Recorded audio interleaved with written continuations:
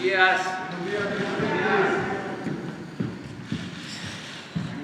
Ánimo.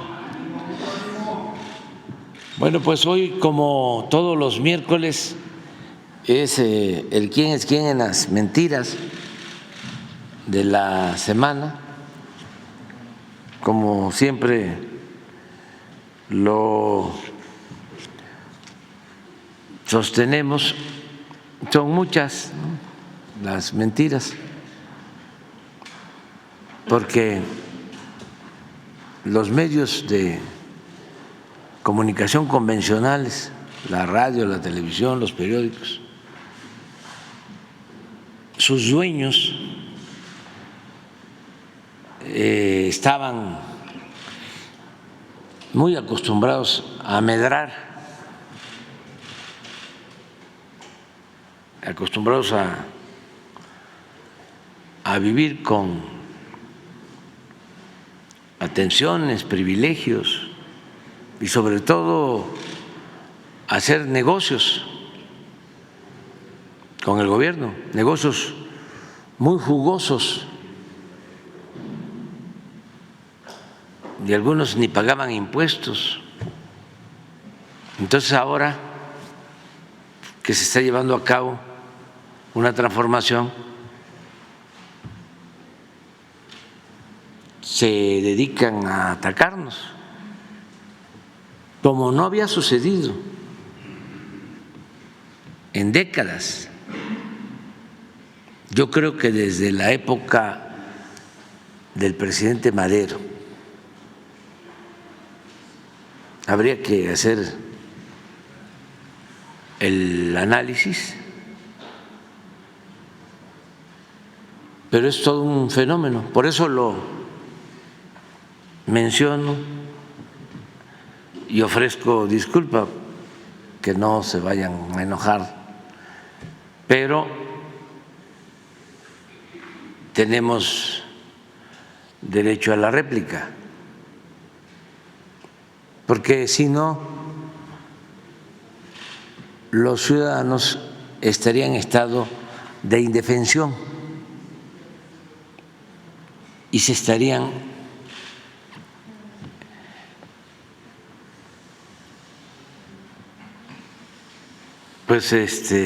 tragando todo ese plato de mentiras, ¿no?, que se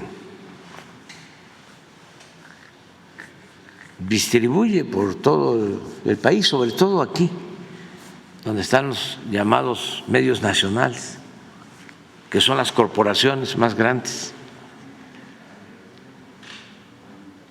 En las regiones del país donde hay un periodismo más independiente,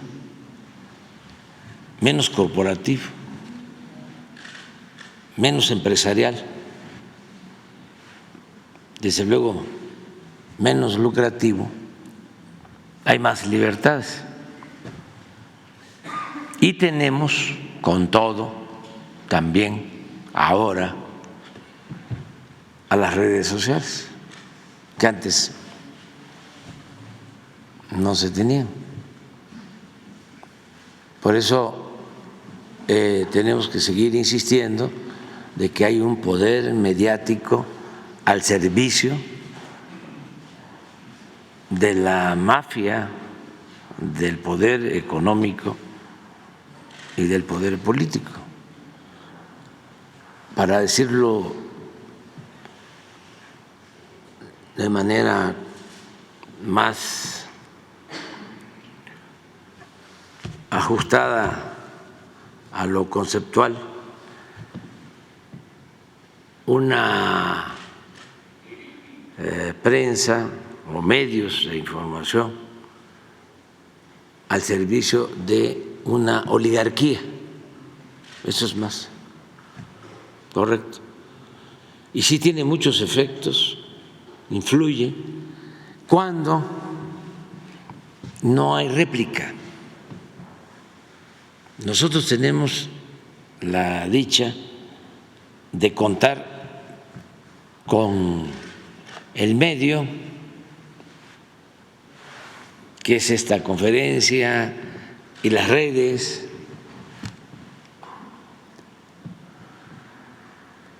Y sobre todo de que ya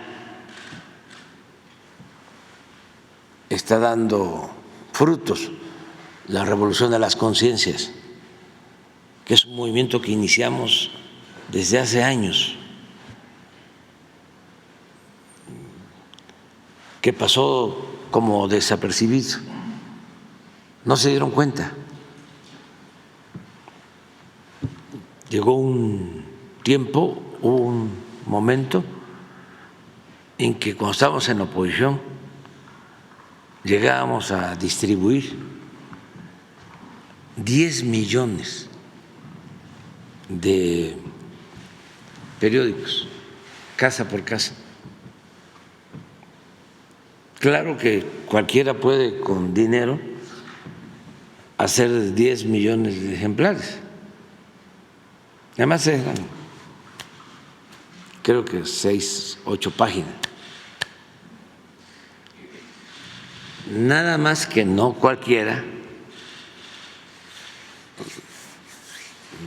no hay ninguna organización que tenga la capacidad para distribuir 10 millones de ejemplares en 10 millones de hogares. Para eso se requiere toda una organización que nosotros construimos con el apoyo del pueblo.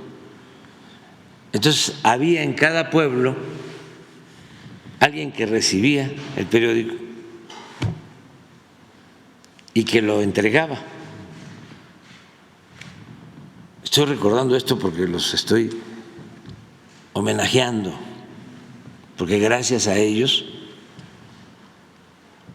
se fue desarrollando una conciencia que hasta la fecha no alcanzan a entender nuestros adversarios, porque además nosotros no difundimos eso, pero sí sabíamos de que era fundamental la información. Hay todavía gente mayor que los conocen en los pueblos como el del periódico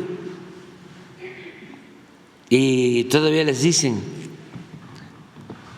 ¿y cuándo llega? Porque lo esperaban. Un periódico además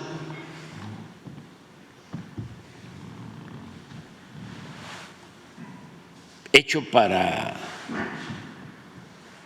el pueblo, textos cortos,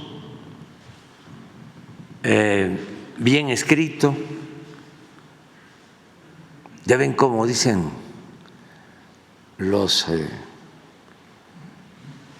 sabiondos, ¿no? Que usa una jeringonza tecnocrática, ¿no? Y cuando tienen que hacer algo dicen bájale. No, no es bájale, es súbele. Escribe bien.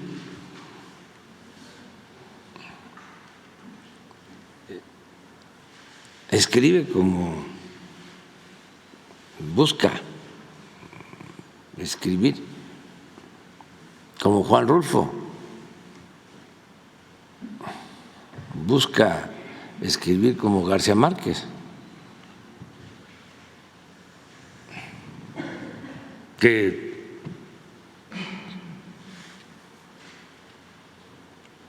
todos lo entienden. Pero si empiezas con Producto Interno Bruto, o ahora que está de moda la resiliencia, entonces sí, ahí sí ya. Pero este periódico no tenía eso, estaba bien escrito, pocos textos, imágenes, y cuando hacíamos encuestas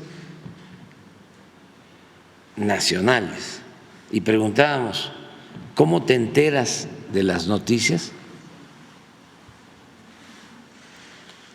Estaba en número 1, en el primer lugar, el periódico. Entonces, gracias a eso y a la lucha de muchos años, a esa revolución de las conciencias, ahora nuestro pueblo está muy politizado. Entonces pueden estar dale y dale y dale y dale, ¿no? Como cuchillitos de palo, y no pasa nada. Y se enojan y gritan, y cada vez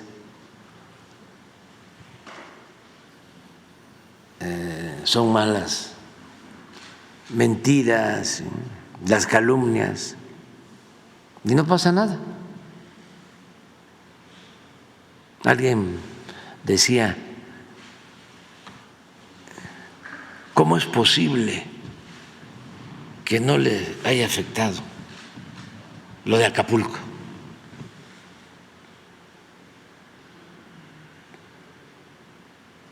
Porque no conocen al pueblo y además piensan que con la manipulación van a imponerse, diciendo, nunca he ido a Acapulco. Si los acapulqueños son de los más avispados de México. Primero, es un menosprecio a la opinión de la gente,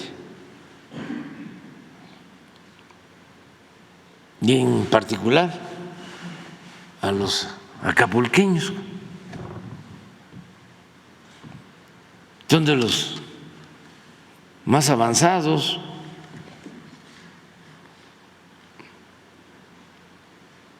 de los más informados, más conscientes.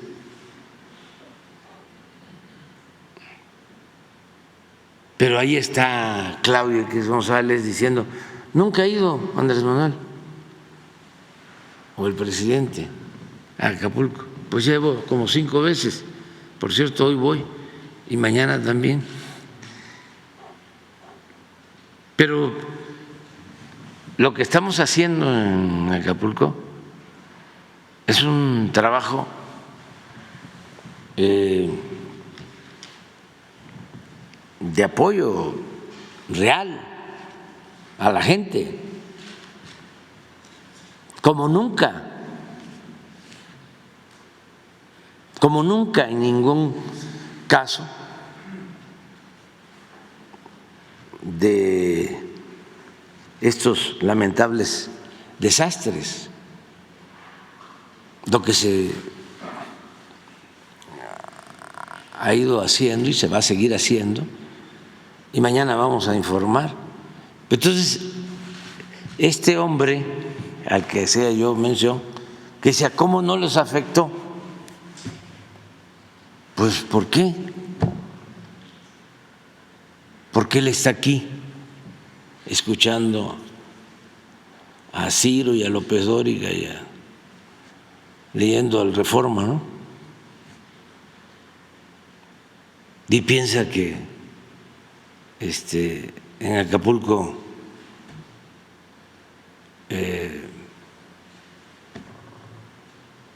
no están enterados de lo que está sucediendo, cuando ellos están ahí y saben cómo se están distribuyendo las despensas y los alimentos y cómo se está limpiando y cómo se restableció el sistema eléctrico y cómo se está restableciendo el sistema de agua y cómo se está levantando la basura y cómo se está garantizando la seguridad y cómo ya se están abriendo las tiendas comerciales y cómo se abrieron las gasolinerías y cómo se está regresando a la normalidad.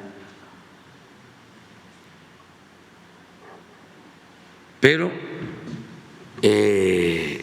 existe eso, ¿no?, en el conservadurismo reaccionario de nuestros tiempos, que estamos enfrentándonos a todo un poder mediático muy corrupto, muy deshonesto, sin ética, maquiavélico. Digo maquiavélico porque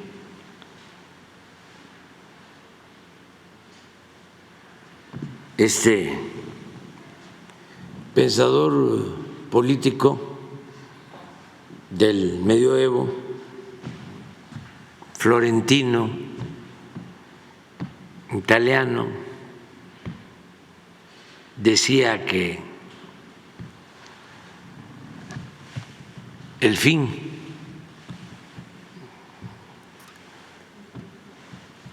justificaba los medios.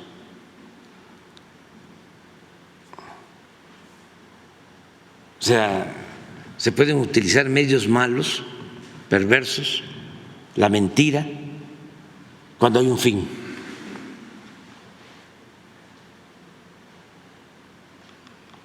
Decía, es lícito hasta matar siempre y cuando sea por conservar el poder.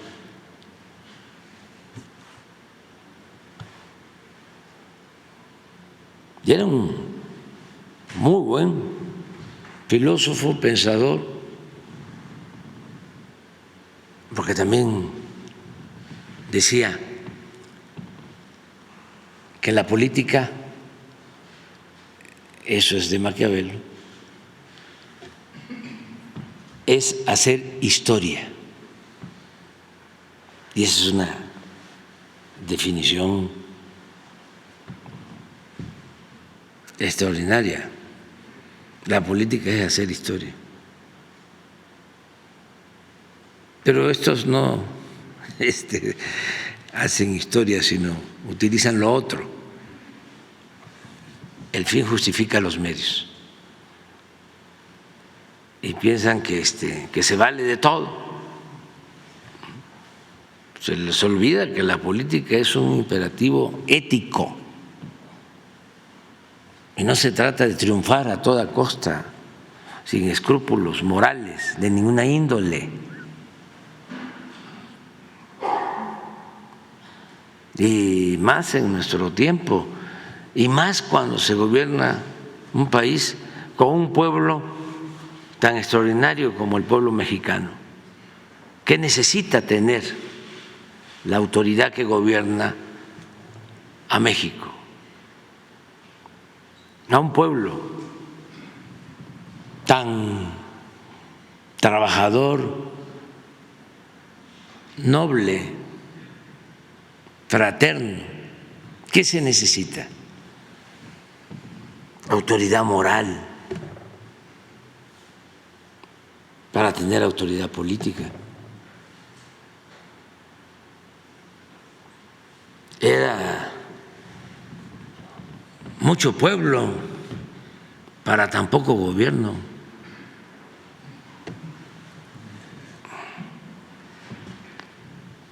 Ahora ya las cosas están cambiando, pero le toca a Elizabeth. Con su permiso, señor presidente. Buenos días a todas, a todos. Hoy es 22 de noviembre del año 2023. Esta es la sección ¿Quiénes quieren las mentiras de la semana? Y vamos a iniciar con la primera, a informar al pueblo de México que no aumentó la tarifa de peaje de la autopista México-Acapulco. Desde el pasado 15 de noviembre, en casi todos los medios como Excelsior, Reforma, Infobae y en noticieros Televisa, por ejemplo, el conducido por Liliana Maret, y en redes sociales, Enrique Sánchez de Imagen informaron sobre el aumento en el cobro de la tarifa de peaje de la autopista México-Acapulco. Un día antes se publicó que Caminos y Puentes Federales habría informado del incremento del 3% en las casetas de cobro de todo el país. Esto no incluía la México-Acapulco. Ese mismo día, el presidente Andrés Manuel López Obrador desmintió las versiones y afirmó que no se incrementaría el peaje de la carretera México-Acapulco. Él dijo, no va a entrar. Esto en la actualización del aumento que anunció Capufe. Y aunque siempre lo decimos aquí, que los medios de comunicación, los impresos, digitales, en redes sociales, tienen que hacerse responsables de lo que publican y tener responsabilidad también con sus audiencias. Ninguno de estos medios que hacemos mención corrigió una sola línea de las notas que siguen publicadas, tanto en sus medios digitales como en redes sociales.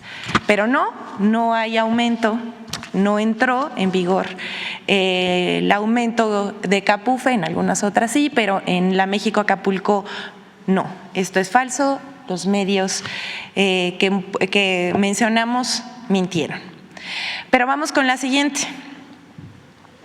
Esta también es grave por el tema que se toca. Sin confirmar, medios de comunicación publican información falseada sobre la CONAVIM.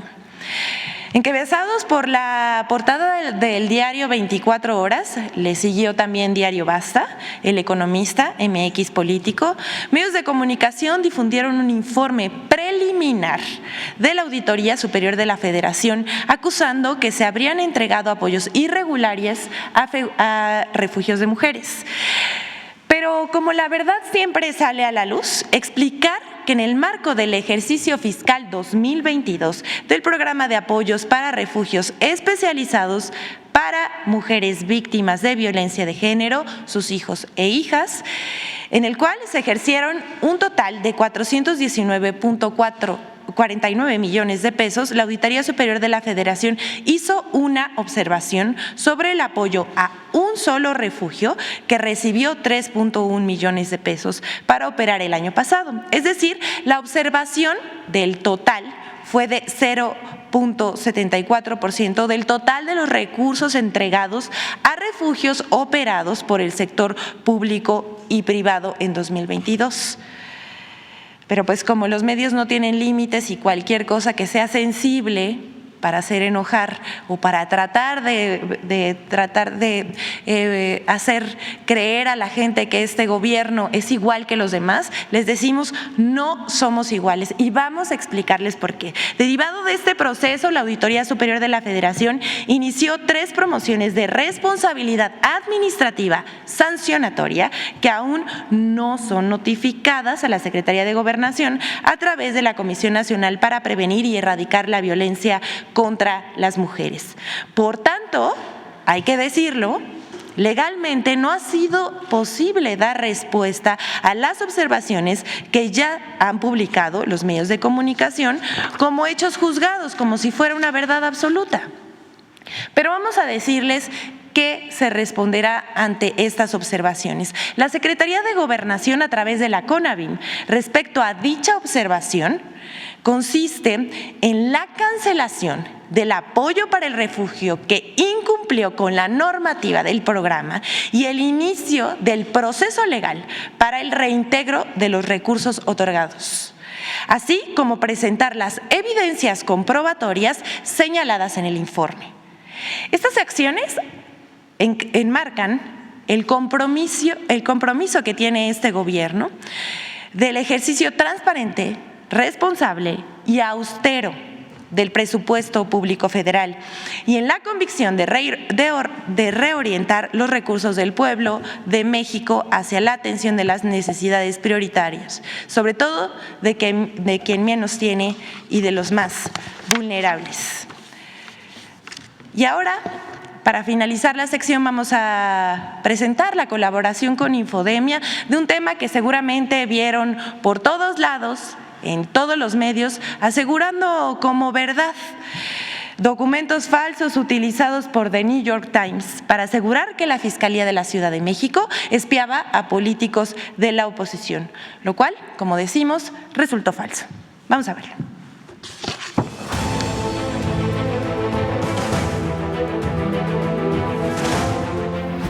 El pasado 9 de noviembre, el diario estadounidense The New York Times publicó una nota en la que aseguraba que la Fiscalía General de Justicia de la Ciudad de México pidió a la mayor empresa de telecomunicaciones de México entregar registros telefónicos y de mensajes de texto, así como datos de localización de más de una decena de funcionarios y políticos mexicanos.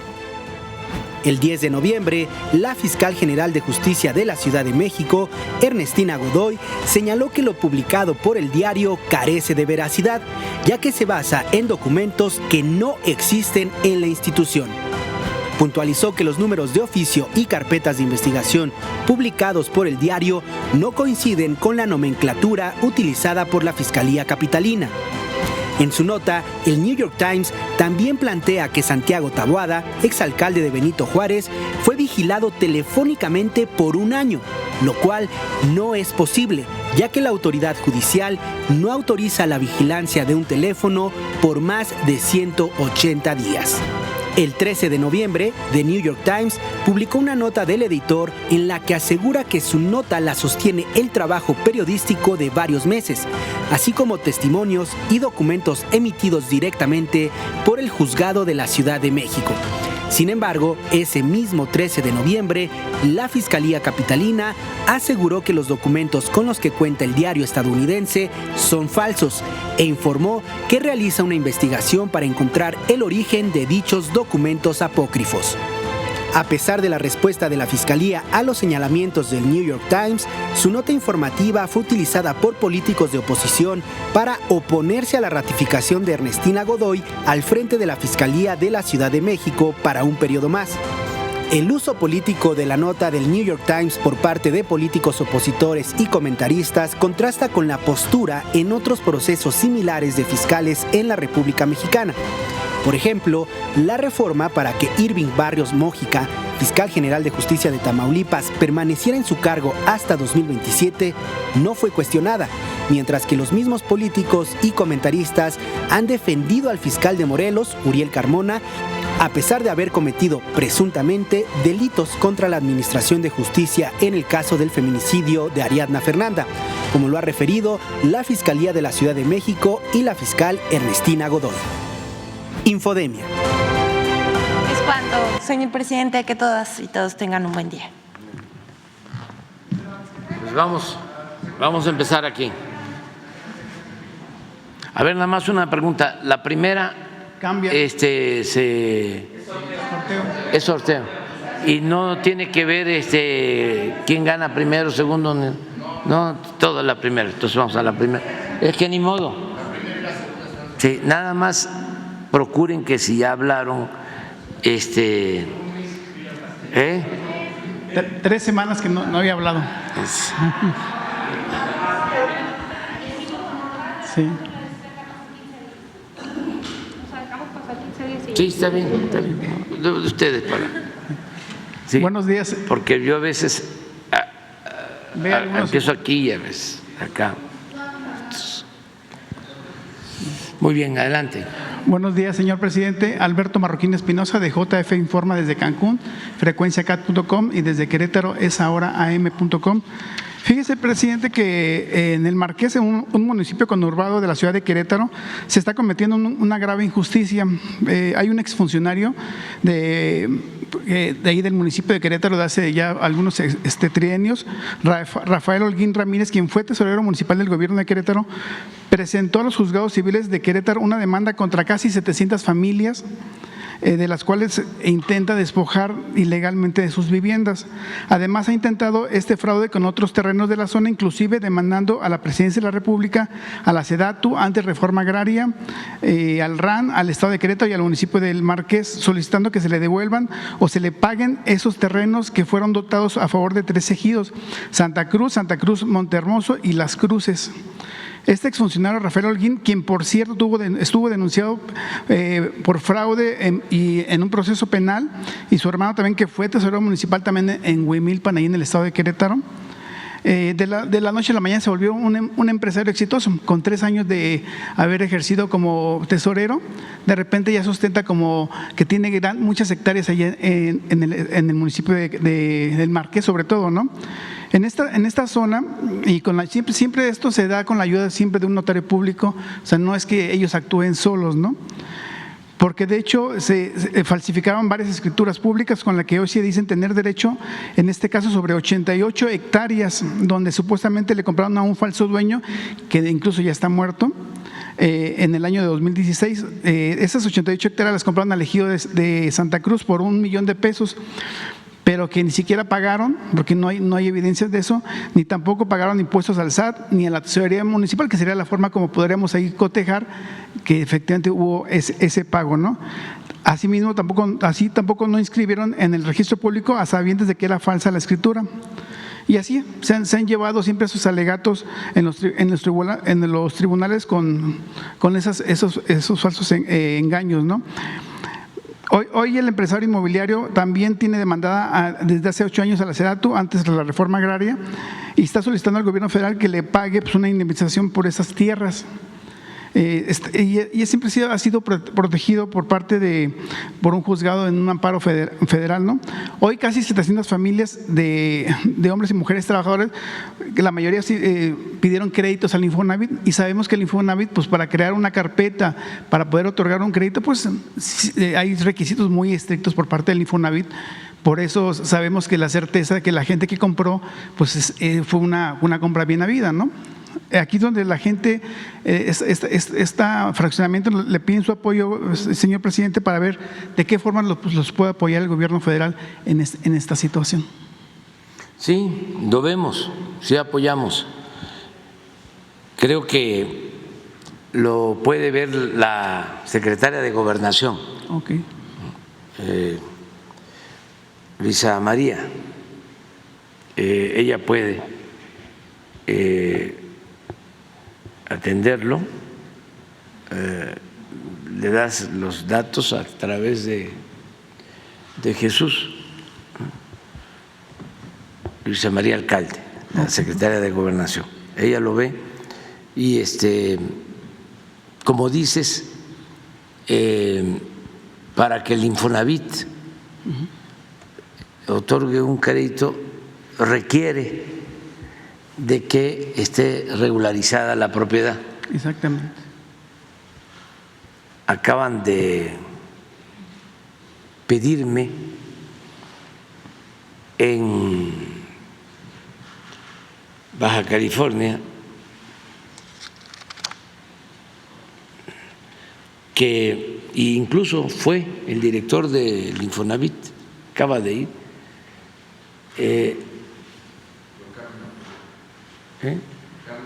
sí, Carlos Martínez, a el nuevo municipio de a San Quintín, porque hay pues asentamientos, yo no diría irregulares, sino que se fueron estableciendo por las necesidades, se fue poblando mucho de trabajadores jornaleros, agrícolas, y no tienen documentación, y sí son trabajadores agrícolas, jornaleros, inscritos en el Seguro Social, pero no pueden solicitar un crédito del Infonavit porque no tienen regularizada su propiedad. Entonces la gobernadora me pidió, hace poco que fui, que le ayudáramos para que se flexibilizaran los requisitos, porque ya llevan años en posesión y no han podido regularizar sus lotes, sus casas. Entonces fue el director del Infonavit para ver cómo se le hace y que ellos tengan derecho a recibir créditos. Por eso lo que estás diciendo es totalmente cierto, está pegado a la realidad. El Infonavit no entregaba o todavía no entrega crédito si no hay escrituras o documentos que demuestren la posesión legal de la propiedad.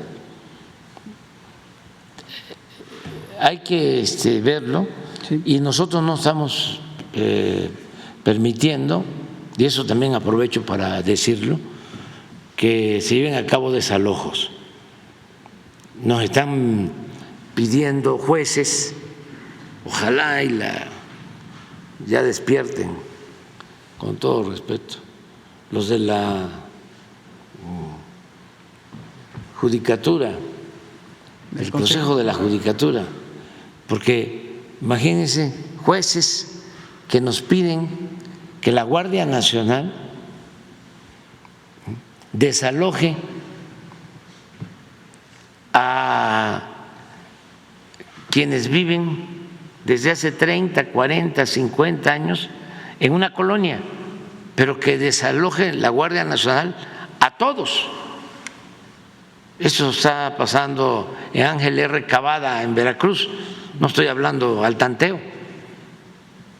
Y si no se ejecuta la orden, destituyen al de la Guardia Nacional. Imagínense cómo se va a desalojar a una colonia completa.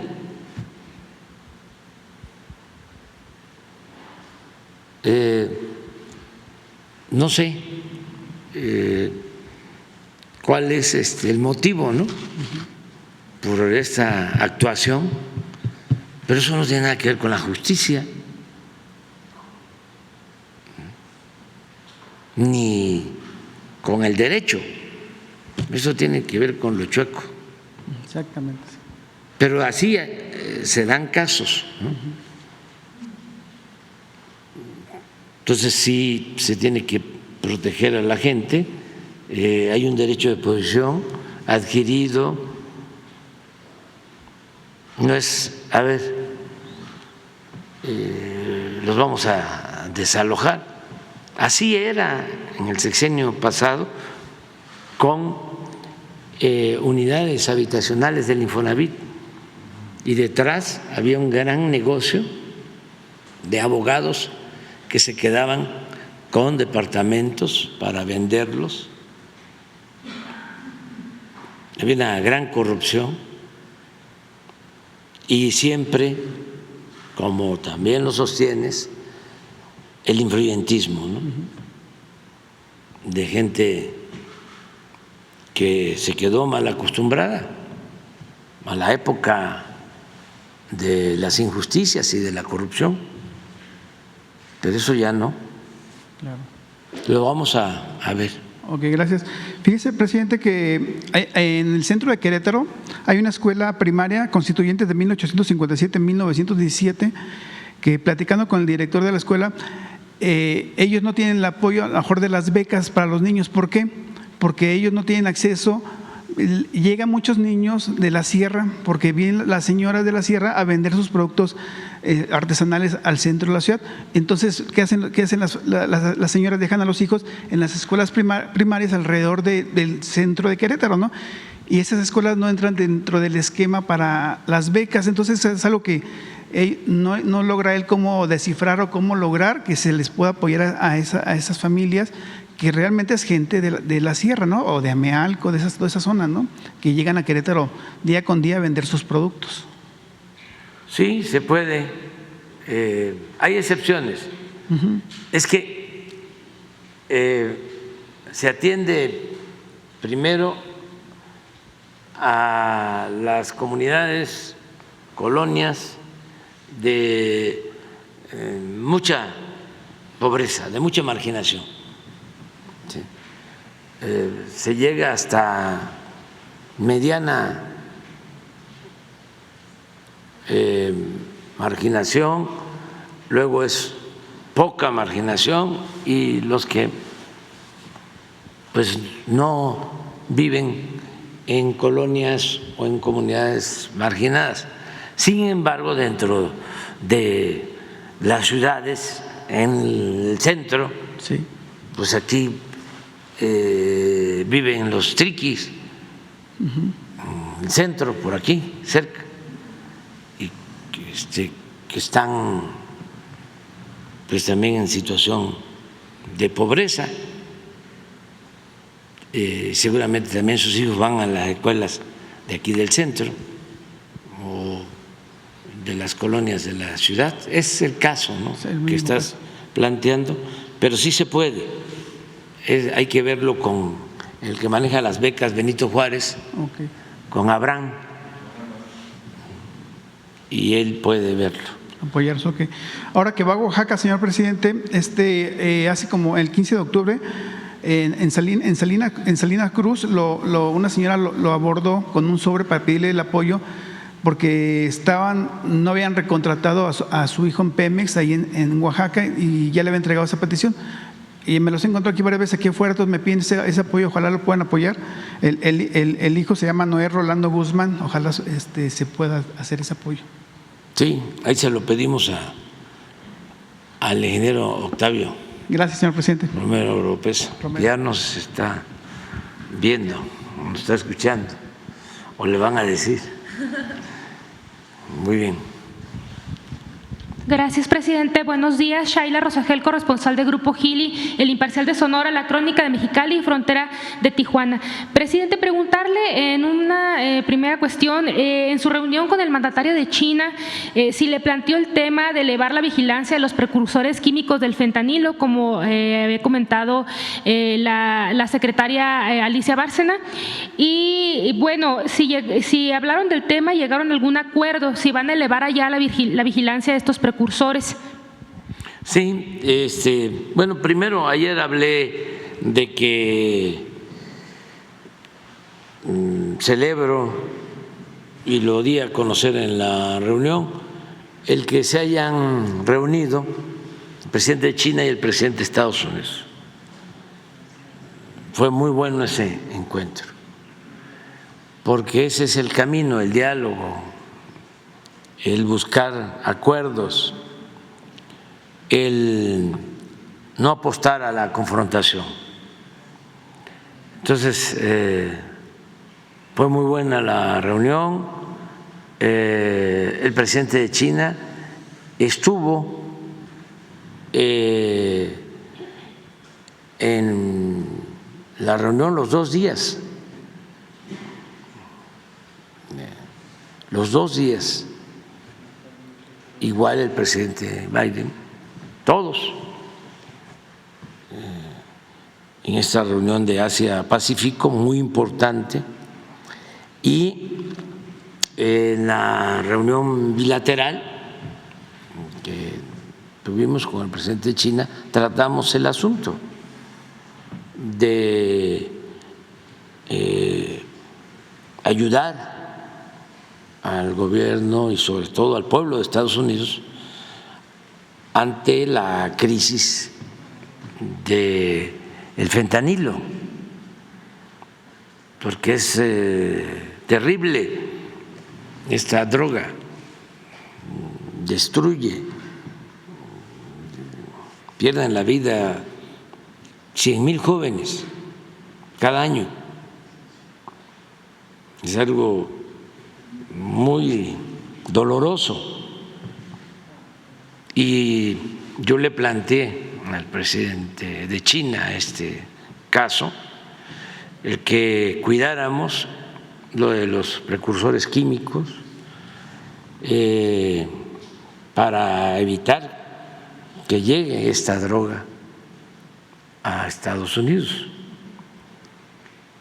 que la verdad llega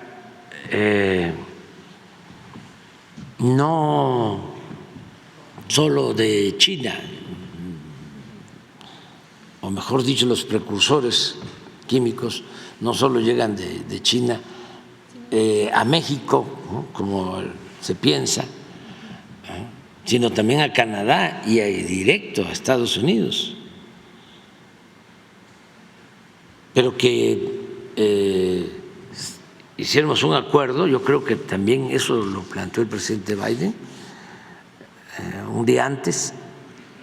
Su bilateral fue el jueves, la nuestra fue el viernes en la mañana, y quisiéramos un esfuerzo para comunicarnos más y enfrentar a toda esta banda que se dedica, ¿no?, al comercio de estas drogas, a la importación de estos químicos, y ya se está actuando. Y él estuvo de acuerdo en que trabajemos juntos.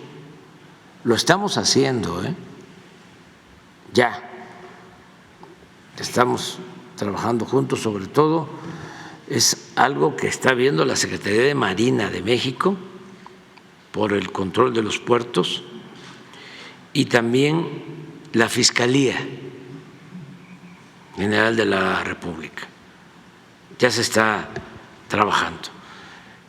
Y él coincidió, incluso cuando le planteé el tema, él hizo mención de lo que había padecido China cuando la crisis del opio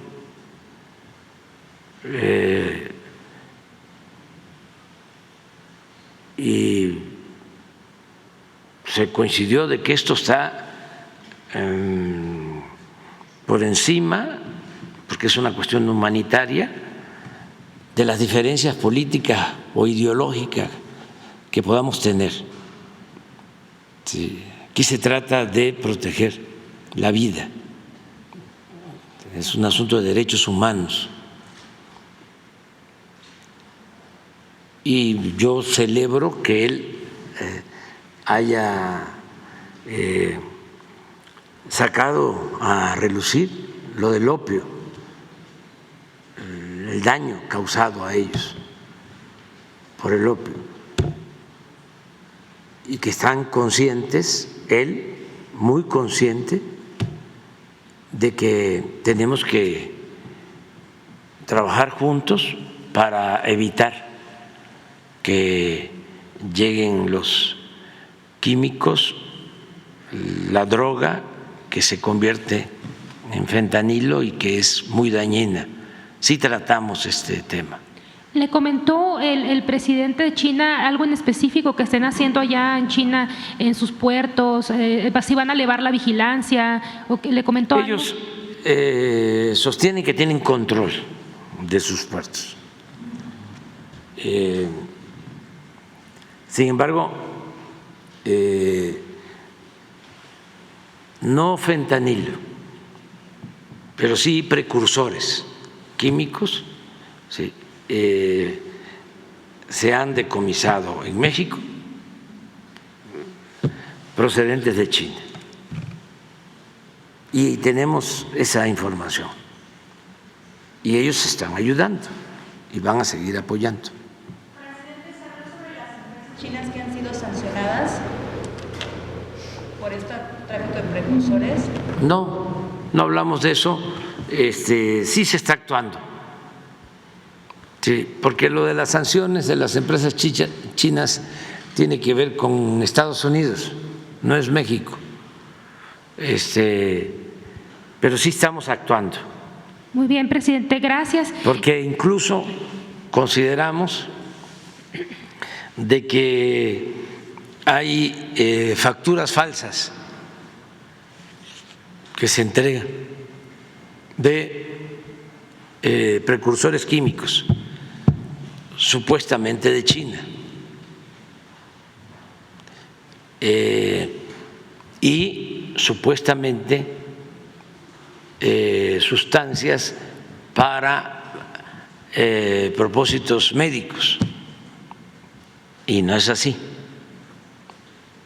Ya se está actuando.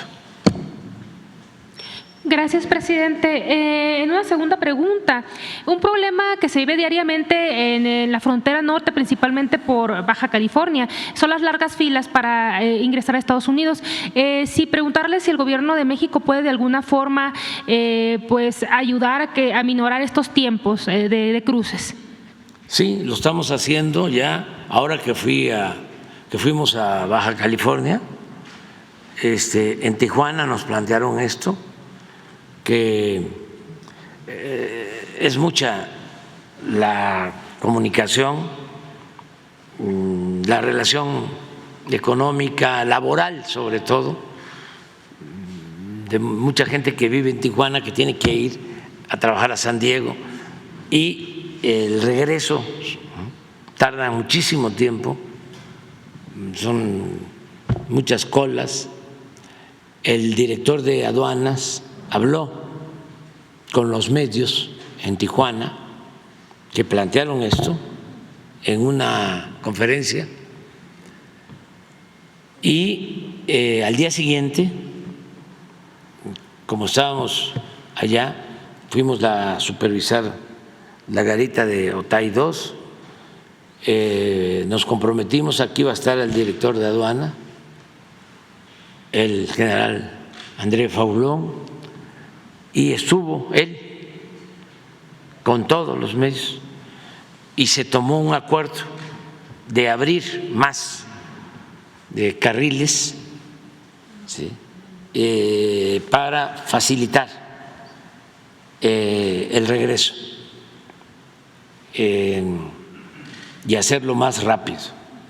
Y qué bien que me lo preguntas porque el general Fulón y el comandante de la región y el comandante de zona hicieron este compromiso y lo están cumpliendo.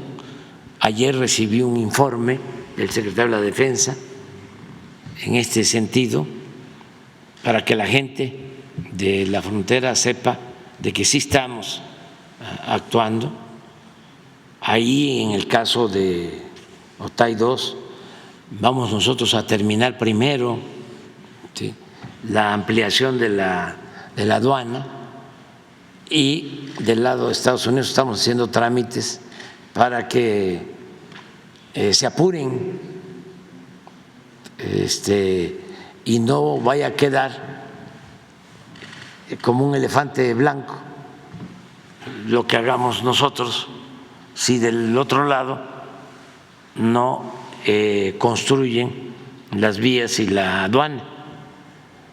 Estamos tratando este tema, te lo planteé al embajador Ken Salazar para que nos ayudara y tenemos buena relación en este sentido. Pero sí es una demanda porque luego de ir a trabajar regresan cansados y son, bueno, 2 o más horas para pasar. Mande. Sí, estamos buscando eso. Sí, es modernizar todos los cruces, se está invirtiendo. Un día le voy a pedir al secretario de la Defensa, al director de aduana, que vengan aquí y que les informen sobre todo lo que estamos haciendo en la frontera para la modernización de las aduanas, porque va a seguir creciendo cada vez más la comunicación, el transporte, las relaciones laborales, comerciales en la frontera. Hacia adelante cada vez va a ser mayor el flujo de entrada y salida en nuestra frontera norte. Y por eso se está trabajando en este sentido. Por eso incluso se tomó la decisión de que la oficina central de aduanas va a estar en Nuevo Laredo, no va a estar aquí en la Ciudad de México. Y estamos construyendo todo un complejo con ese propósito. Antes de que termine, va a quedar instalada la Oficina Central de Aduanas en Nuevo Laredo. Pero no solo es Tamaulipas o Nuevo Laredo, acabo de estar en Matamoros, estuve en Reynosa y lo mismo en Piedras Negras y lo mismo en Juárez, en las aduanas de Chihuahua y Sonora y Baja California. ¿Estas acciones para reducir el tiempo de los cruces también se van a extender a Sonora, presidente? Sí, se está trabajando, por ejemplo, en Nogales y se está trabajando también en Agua Prieta y en otros cruces. Por eso me gustaría que se dé a conocer, que se conozca, porque hay muchas cosas que no se saben, que se están haciendo, que son muy favorables. En el caso del norte hay una atención especial, no se sabe mucho, pero en toda la frontera se cobra nada más la mitad del IVA, la mitad del impuesto sobre la renta.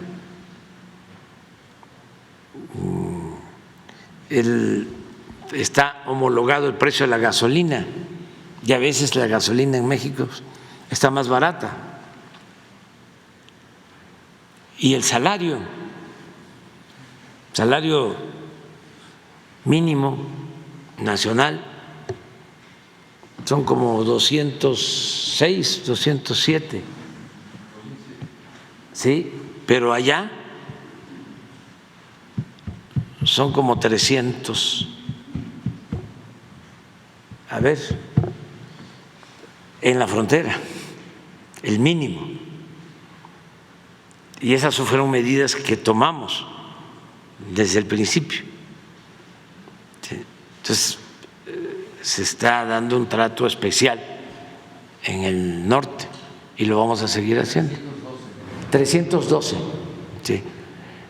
Yo espero que ya a principios de diciembre anunciemos el nuevo incremento al salario para el año próximo. Nada más. Se tiene que reunir la comisión, ya hay propuestas, nada más que no voy yo ahora a decirlo,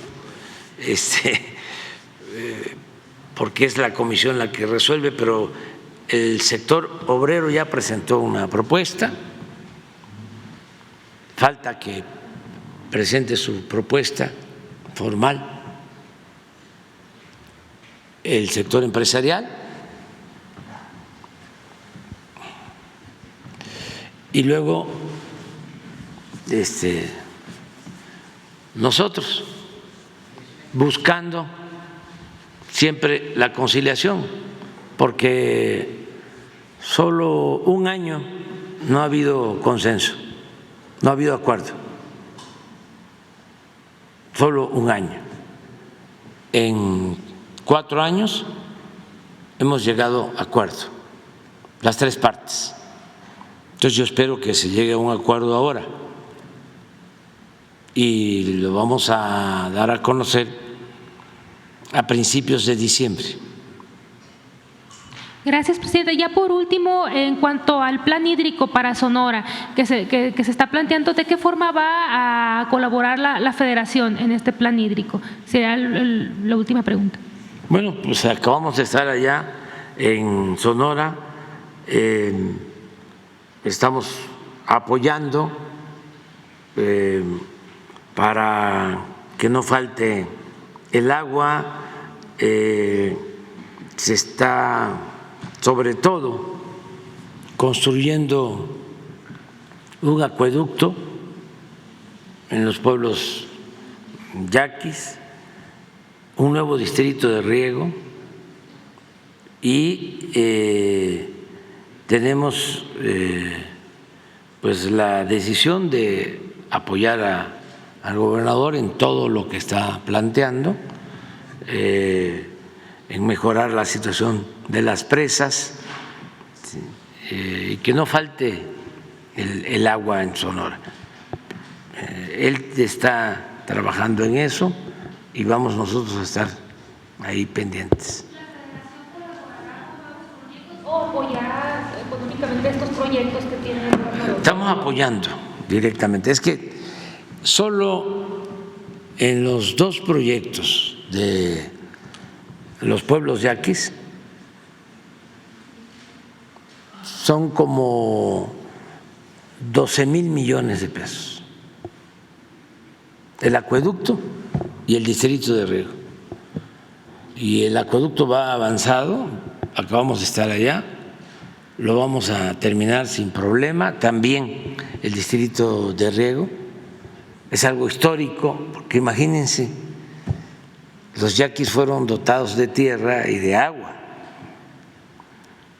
y los pueblos yaquis no tenían agua. O sea, una gran injusticia. Entonces se está instalando, se está tendiendo un tubo de muchísimos kilómetros para mantener agua, potabilizarla, tener tanques de distribución, redes en todos los pueblos yaquis.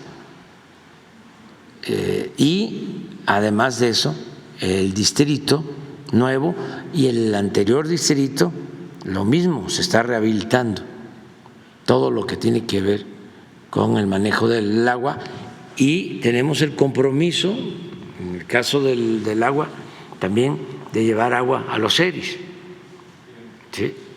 Y lo estamos haciendo. Ya estamos buscando la fuente de abasto, también va a ser un acueducto porque no hay agua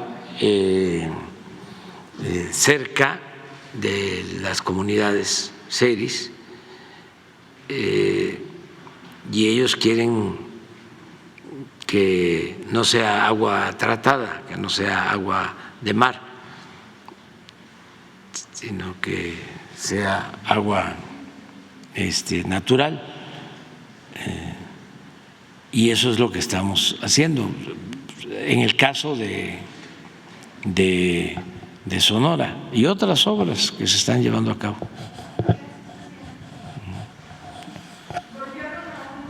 Maestro presidente, ¿A un profesor.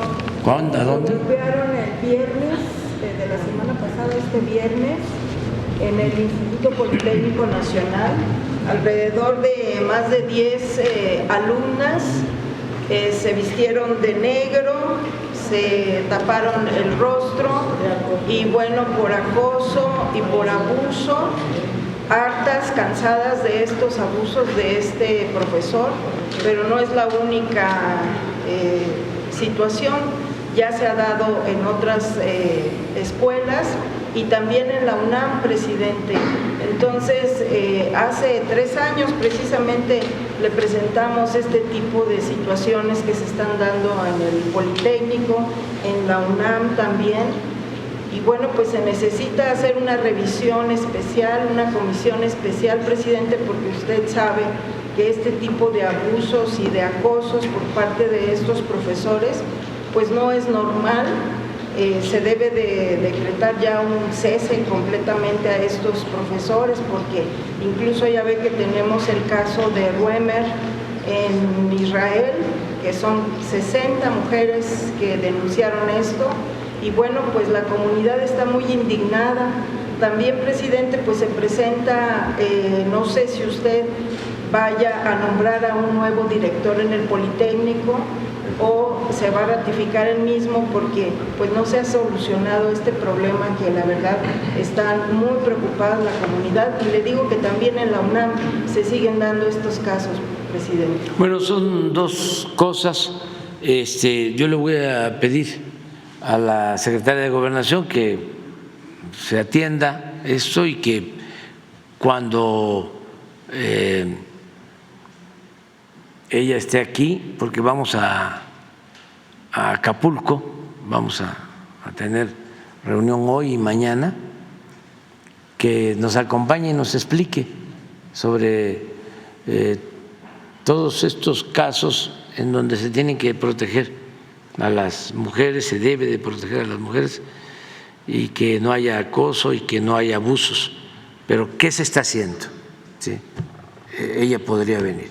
Y en el otro asunto, sí les digo que voy a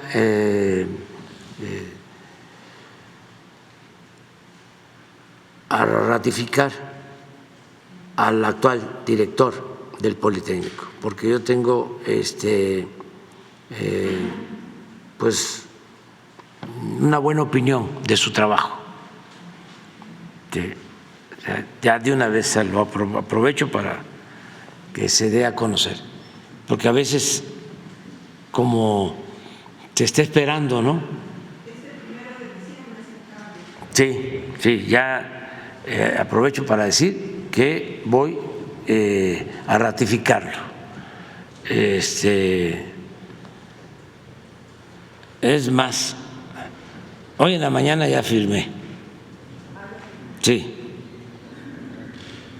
A ver que te mande,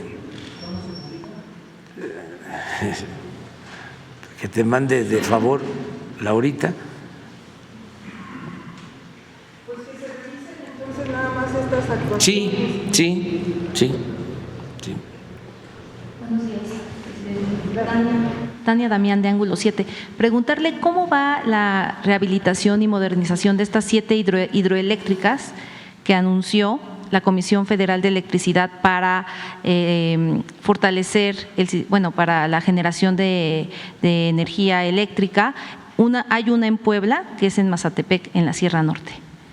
Sí, pues se está cumpliendo con todo el programa de rehabilitación de hidroeléctricas, la construcción de plantas de ciclo combinado, también de la Comisión Federal de Electricidad,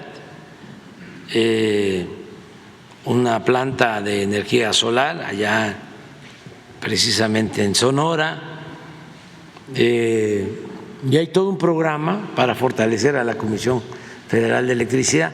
No tengo ahora el reporte, pero les vamos a pedir que nos informen de cómo va la rehabilitación de las hidroeléctricas, cómo va la construcción de las termoeléctricas. Tengo información de las 2 que se están construyendo en Yucatán, una en Mérida, una en Valladolid, pero también en otras partes se están construyendo nuevas plantas. Pues les vamos a pedir a los de la Comisión Federal que vengan a informarnos. Se habló de una inversión de 333 millones de dólares, más de 6,000 millones de pesos para estas 7 hidroeléctricas, principalmente Mazatepec y Malpaso. ¿Se tiene un estimado cuándo podrían ya estar? Pues todas tienen que estar terminadas antes de que concluya mi mandato. Ese fue el acuerdo. O sea, y están trabajando. Si les parece, vamos a invitarlos a los de la Comisión Federal que nos expliquen. Hoy, mañana van a estar con nosotros en Acapulco, pero la semana próxima informamos. Gracias, presidente. Otro tema. Que preparen todo el plan para informar de cómo vamos.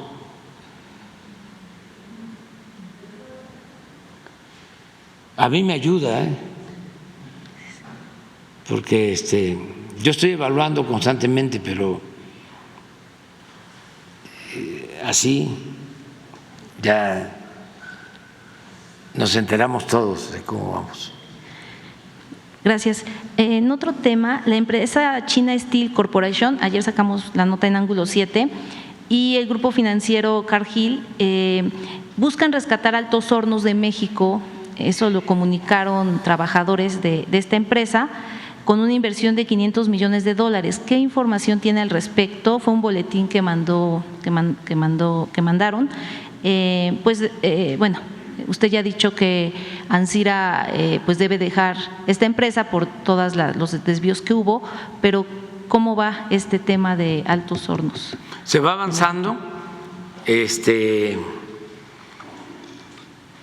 Lo está viendo el secretario de Hacienda. Hay un fondo extranjero, no de China, sino de Estados Unidos, interesado, y ya se ha ido avanzando en este propósito para buscar el rescate. Cuando hablo de rescate, es que nosotros demos facilidades para renegociar la deuda que tiene la empresa con el gobierno en su conjunto, porque tiene deudas con el SAT, con la Comisión Federal, con el Seguro, con el Infonavit. Entonces, no es que se vaya a cancelar la deuda, eso no lo podemos hacer, porque esos rescates como el FOBAPROA ya no aplican, porque el presupuesto es dinero del pueblo. Entonces, pero sí dar facilidades si hay nuevos empresarios que inviertan, que aporten dinero fresco suficiente para echar a andar de nuevo la empresa y que se conserven los empleos en favor de los trabajadores y también de proveedores de la zona y de todo Monclova y de toda la región que se está viendo afectada por el cierre de la empresa. Entonces estamos ayudando en eso. Tengo informe del secretario de Hacienda que se va avanzando, tiene esa encomienda el secretario de Hacienda, Rogelio Ramírez de la O, y le voy a pedir información. Hay avances, no podemos tampoco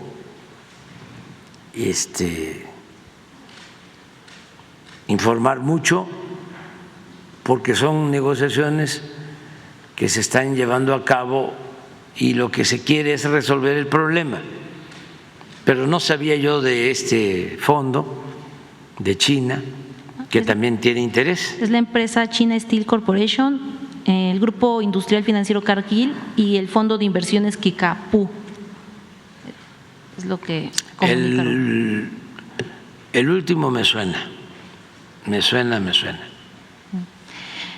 Presidente, y por otro lado, o la última pregunta, ¿qué de cierto hay que se señaló que usted apoyó a Sergio Massa en el tema contra Milei?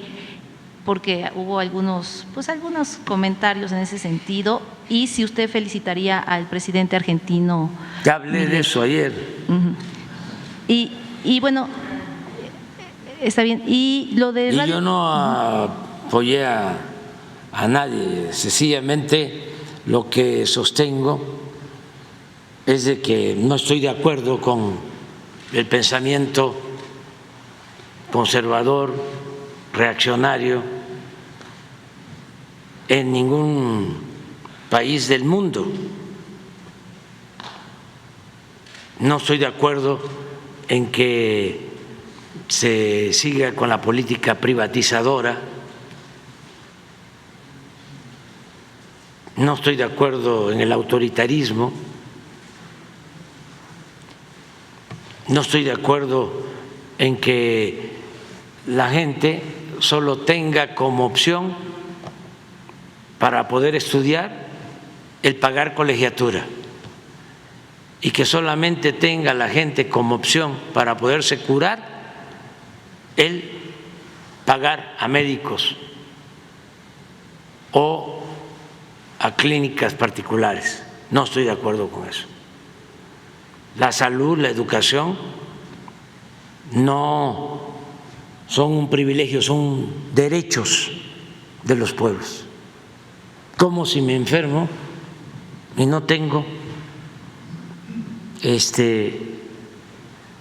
¿cómo me curo? ¿Y dónde está el Estado? ¿Todo va a quedar al mercado? ¿Somos los seres humanos mercancías? No. El Estado tiene que cumplir con su responsabilidad social. Entonces, no estoy de acuerdo con esas políticas. Nunca voy a estar de acuerdo con esas políticas clasistas, autoritarias. Gracias. Y solo por último. Deshonestas. No solo en lo intelectual, sino quienes promueven esas políticas son muy corruptos. Son los más ladrones del mundo quienes se identifican con esas políticas de darle la espalda al pueblo. Son los más ladrones. Pero como forman parte de la oligarquía dominante, se dedican a saquear, a robar, a oprimir, a explotar, a humillar al pueblo y ni siquiera pierden su respetabilidad. Al extremo de que hasta se les pone de ejemplo. Por eso hablo de este fenómeno del aspiracionismo.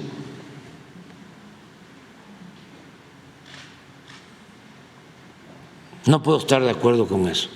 Eso es inhumano.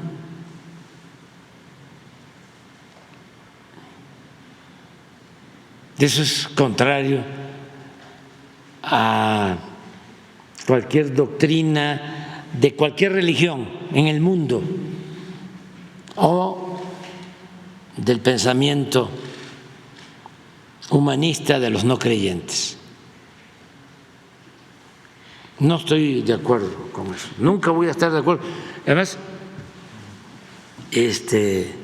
no me interesa mucho tener relación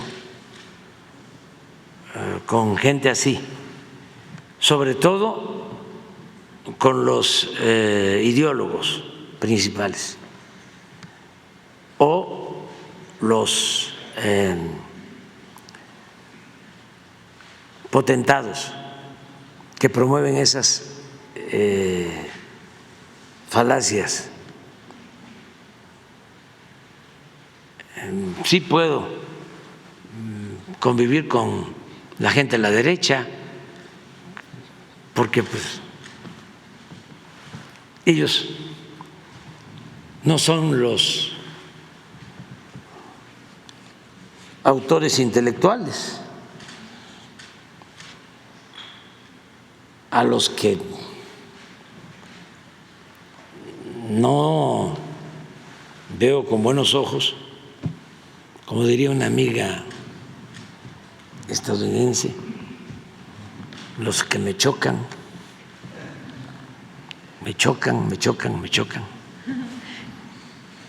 son los que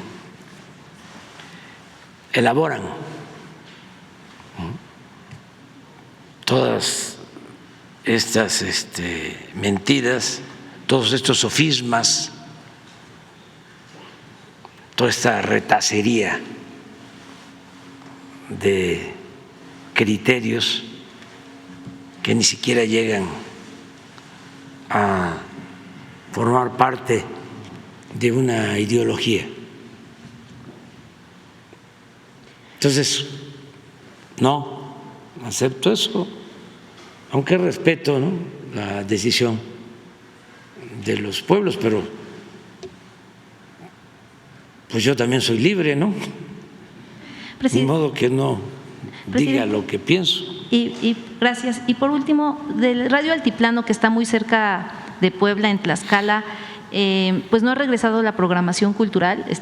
Bueno, se había comentado aquí en otra pregunta que está arrendada al Heraldo. La gobernadora señaló que solo es por un año, pero pues los locutores, los que hacían programas culturales, solo son operadores, y usted, pues entiendo que la gobernadora no ha recibido a Jesús o al mismo Genaro Villamil para hablar de que regresen pues los programas culturales. No sé si es así o cómo va. Lorena Cuéllar es una extraordinaria gobernadora y el pueblo de Tlaxcala es de lo mejor.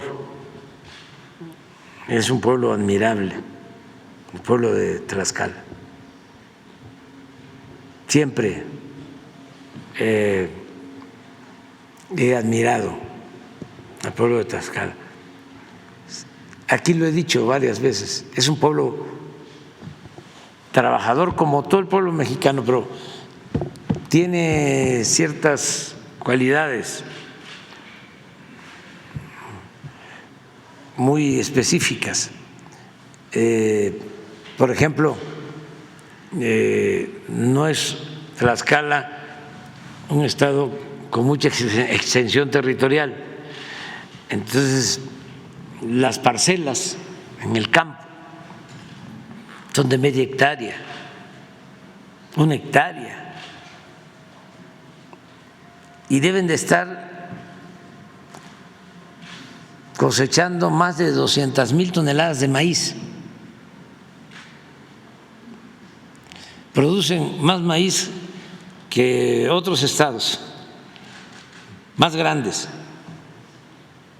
y es una economía campesina integrada, porque tienen en menos de media hectárea su maíz, siembran también otros granos básicos. En el corral tienen 1 o 2 vacas, tienen sus borregos, sus chivos. Adentro de la casa, el telar,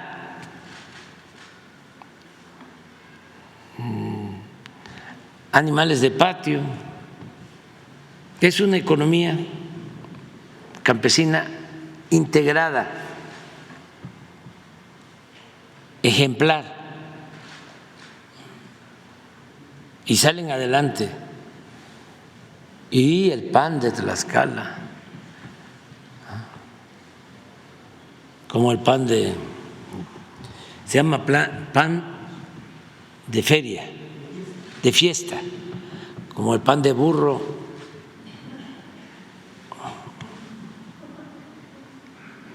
Hay un pan, me acaban de regalar ahora. ¿Cómo hay panes, ¿no?, en todo México, tan ricos, tan sabrosos? Los quesos, ¿no? El café, ¿no?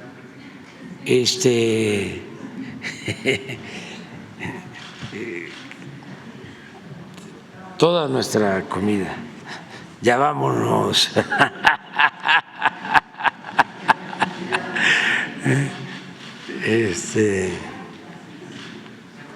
Sí es pan de burro, ¿verdad? El de Puebla y de… Sí, sí. Y hay otro, pero no. Es pan de mujeres. Pan de mujeres, ya me acordé. Ese es de…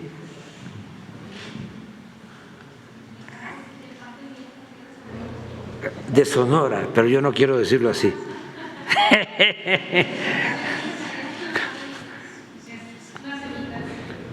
A ver, tú dilo. ¿Cómo le dicen? Sí, bueno, se llama pan, ayer decimos pan de vieja. ¿De qué? De vieja. De mujer. Pan de vieja. Pan de mujer, sí.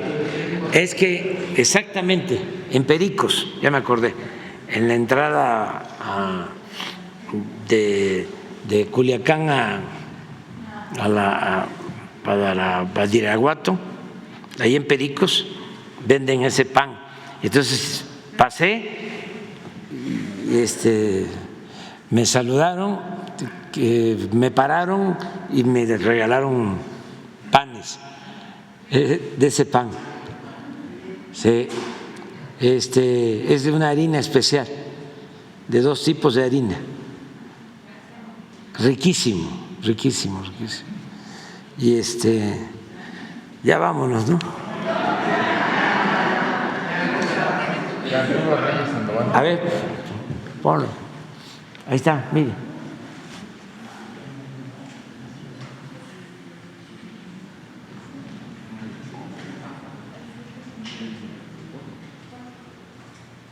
La comunidad politécnica, que es extraordinaria, lo mejor que hay. El Poli lo fundó el general Cárdenas.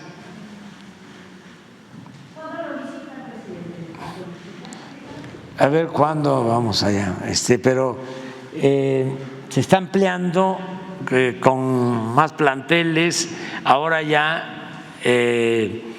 están trabajando en la creación de escuelas ferroviarias del Poli, tienen ya experiencia y ahora se está desarrollando más la carrera. También aprovecho porque no se dijo mucho a informar que ya firmé el decreto para que 18,000 kilómetros de vías férreas se utilicen para trenes de pasajeros.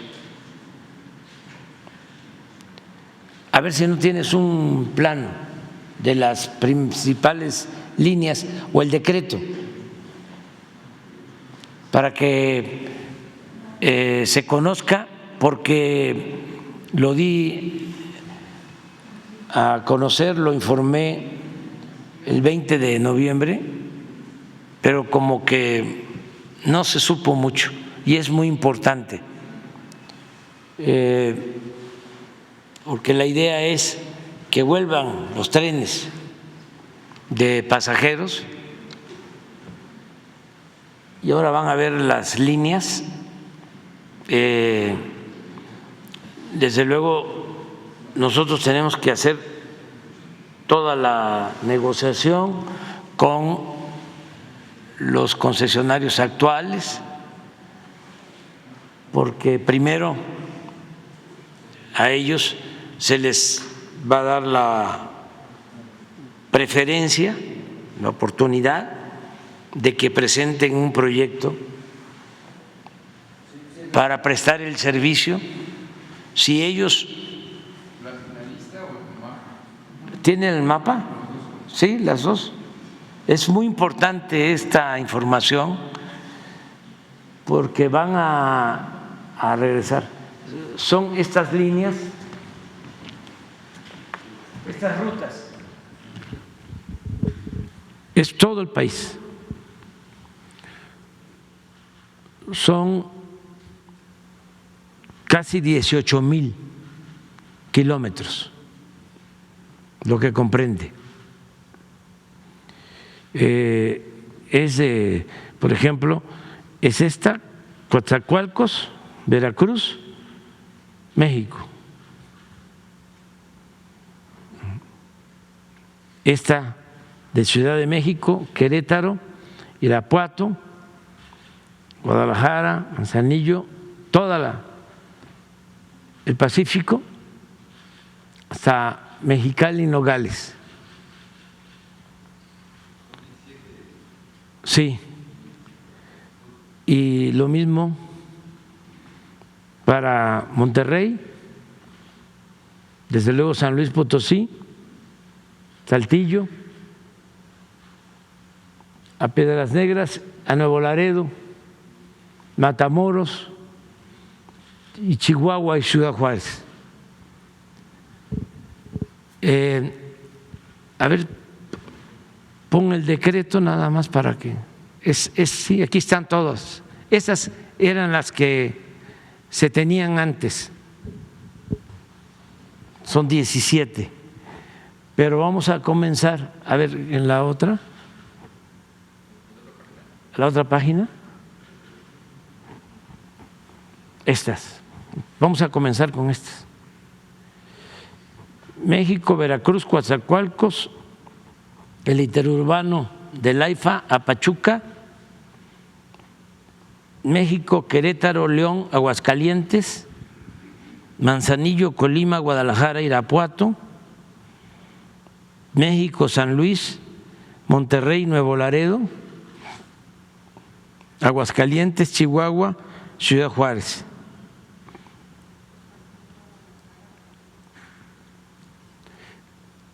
Aquí está el decreto con los considerandos.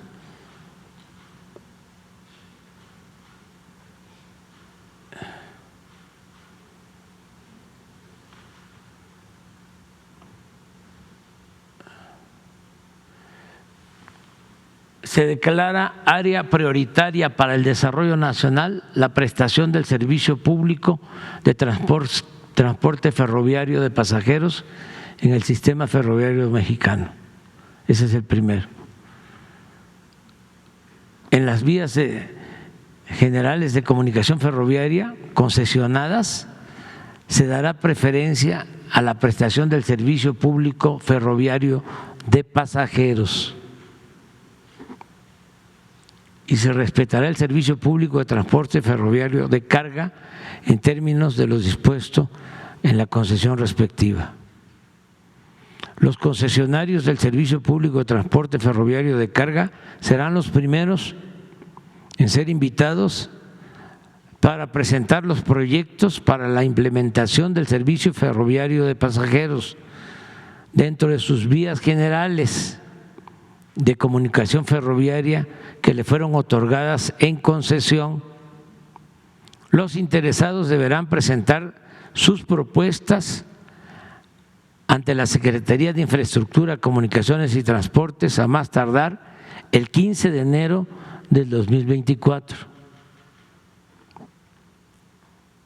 En caso, ese es el acuerdo 4. en caso de que los concesionarios del Servicio Público de Transporte Ferroviario de Carga no presenten propuestas viables en inversión, tiempo de construcción, modernización de vías para otorgar el servicio de pasajeros o no manifiesten su interés y aceptación en el plazo establecido en la cláusula anterior, el Gobierno federal, a través de la Secretaría de Infraestructura, Comunicaciones y Transportes, podrá otorgar títulos de asignación a la Secretaría de la Defensa Nacional o a la Secretaría de Marina que ya operan el Tren Maya y el tren del Istmo de Tehuantepec, o en su caso a particulares que presenten propuestas y estén interesados en prestar el servicio de transporte ferroviario de pasajeros en términos de lo dispuesto por la Ley Reglamentaria de los Servicios Ferroviarios y su reglamento. Las primeras 6 rutas que se concesionarán serán las siguientes. Y antes, en los considerandos, a ver, al regreso, la anterior.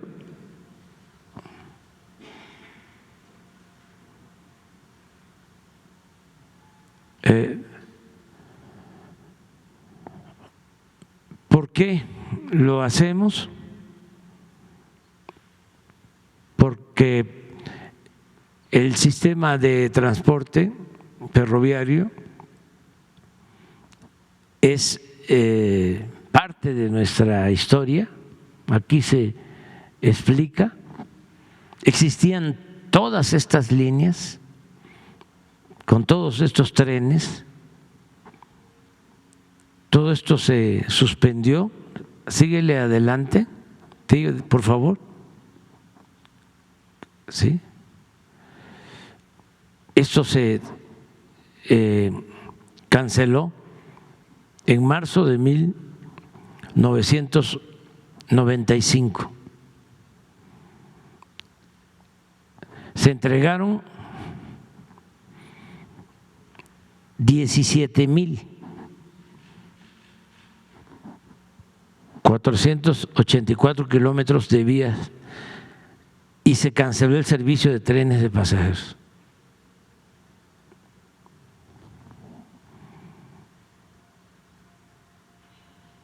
Adelante, el párrafo siguiente.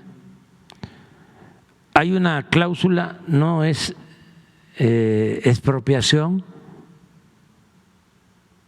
hay una cláusula en todas las concesiones donde se establece estas.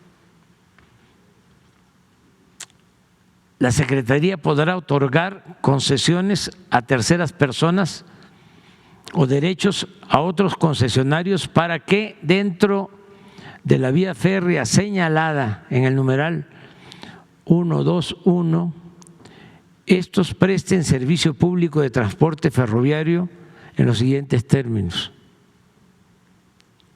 o en los términos siguientes. Tratándose del servicio de pasajeros en cualquier tiempo. Está en la concesión. Y concesiones a terceros. El concesionario, estamos hablando de los que tienen las concesiones desde el tiempo de Zedillo, estará obligado a otorgar los derechos de paso o derechos de arrastre a las empresas a quienes, de conformidad con lo dispuesto en este numeral, la Secretaría otorgue concesiones en los términos señalados en el siguiente numeral. Lo anterior en el entendido de que el concesionario estará obligado a proporcionar todas las facilidades que se requieran para que el servicio de transporte de pasajeros se ajuste a los itinerarios correspondientes. O sea, son las mismas vías.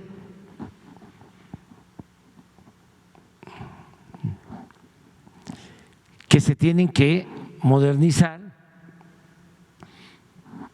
pero que es de interés del Gobierno de México impulsar la implementación de ferrocarriles de pasajeros que permitan mejorar la calidad de vida, el bienestar y la movilidad de las personas en virtud de que representa, uno, un transporte público económico, porque el precio del pasaje en los trenes va a estar abajo del precio del pasaje en autobús. Dos, un transporte público menos contaminante,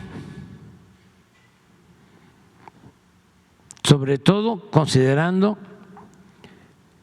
que este puede modernizarse para convertirse en transporte eléctrico. Se pueden poner líneas catenarias para tener electricidad. Además, ya hay un diésel bajo en azufre, que es el que estamos utilizando para las zonas no electrificadas del Tren Maya. Y ya se está distribuyendo incluso ese diésel bajo en azufre en toda la península de Yucatán. Ese diésel bajo en azufre se produce en la refinería que compramos, que es de México, que es de la nación, el Deer Park. Es un transporte público más seguro.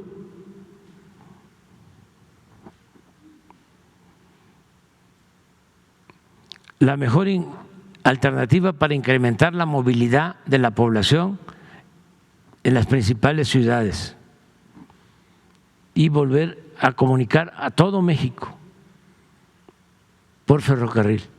Este es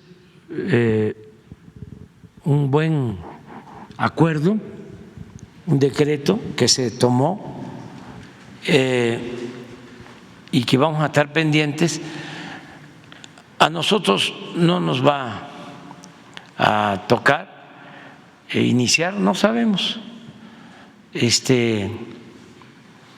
uno de estos trenes, pero vamos a dejar todo arreglado para que quien nos sustituya pueda echar a andar. Un sexenio alcanza para tener todos los trenes en el país.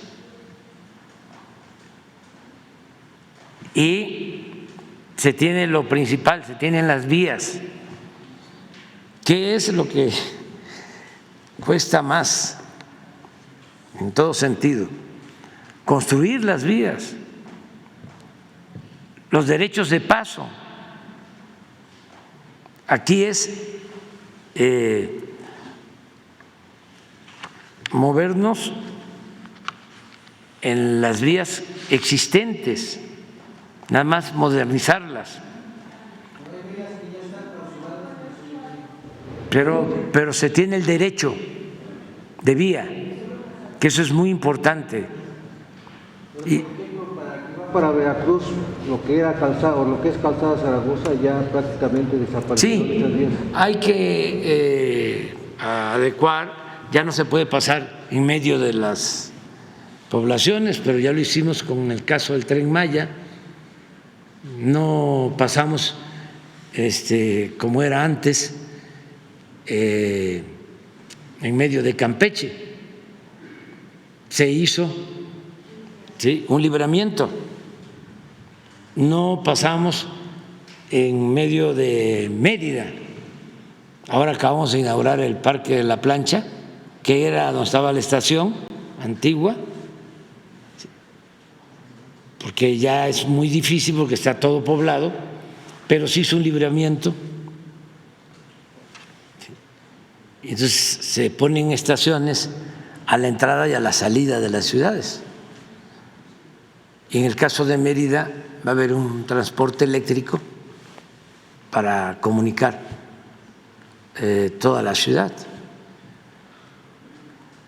Sí se puede, o sea, y siguen funcionando los trenes de carga, tienen las concesiones y básicamente dos empresas tienen posibilidad, tienen recursos como para invertir.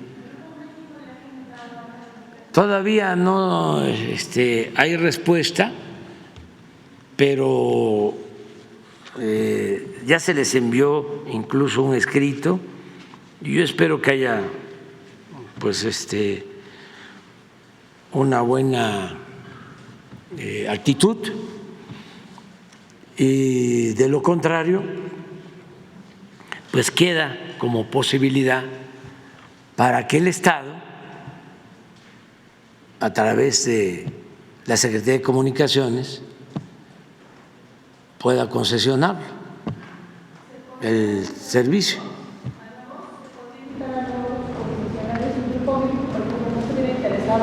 ¿Y alguien más?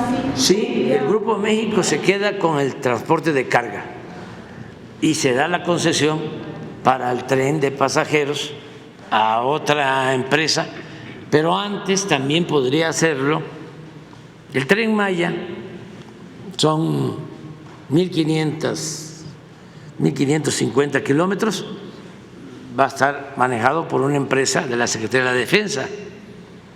El Tren del Istmo son 1.000 kilómetros, manejado por una empresa de la Secretaría de Marina.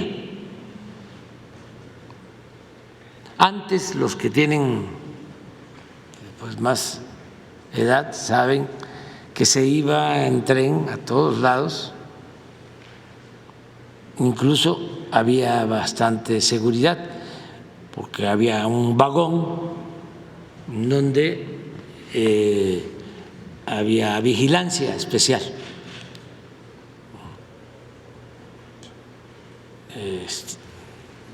Y así queremos que sea hacia el futuro. Si ya empezamos a rescatar los ferrocarriles de pasajeros, porque fue una decisión, considero, equivocada. Es como si en Europa decidieran quitar los trenes. Tomaron esa decisión y dejar nada más los trenes de carga y se quitaron los trenes de pasajero, y en muchas partes están de nuevo regresando o no los quitaron. Aquí fue muy drástico. Por eso en el sureste y en el istmo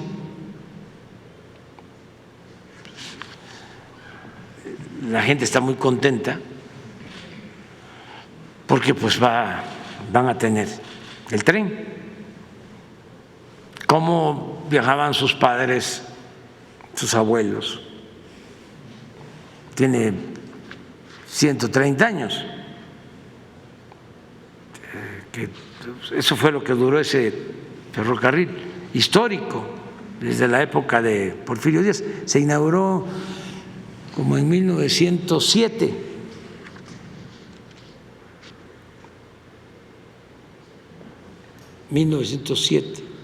Y el del sureste 1950, y los del norte también desde principios del siglo XX, con Porfirio Díaz. La mayor parte construyeron en 34 años como 20,000 kilómetros. Y luego, después de la revolución, ¿cuánto? 400 kilómetros cuando tomó Díaz protesta, a 20,000 como usted apuntó. Sí, sí. La doctora Claudia dice que va a retomar el proyecto ferroviario. ¿Qué opinión le merece? La doctora Claudia Sheinbaum dice que va a retomar. No puedo decir nada más. Lo único que puedo decir es que una mujer muy inteligente. Ya me voy, vámonos. Ya, vámonos.